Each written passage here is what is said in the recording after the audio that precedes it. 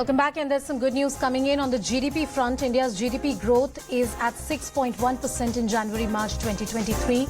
That's the government data that has come out. The GDP growth at 7.2% in 2022-2023 against 9.1% expansion in the previous fiscal. But compared to the last quarter, there has been a growth in the GDP numbers. My colleague Pallavi with us on the broadcast. Pallavi, the economists had pegged the Q4 GDP growth at over 5%. With sustained growth in various sectors, including the service sector. How do we look at these numbers? Give us more context.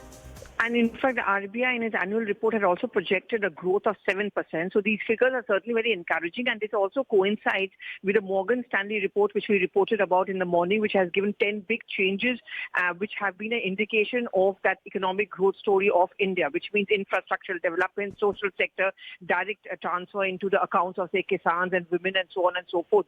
So these kind of figures are something which are very, very encouraging for the government. And they're going to certainly showcase this in the 9th year of the government. And in terms of the growth story and the criticism which has been coming up, there is a large amount of unemployment and so on and so forth. Anusha, I think this is going to be used by the government to make the point, especially in an election year, that things are on the right track. That the things are on the right track, and more importantly, this has been one of the principal criticism of the opposition party on the fiscal front, on the economic front, inflation, price rise. But the Q4 GDP numbers looking good at 6.1% compared to the last quarter. Pallavi Ghosh.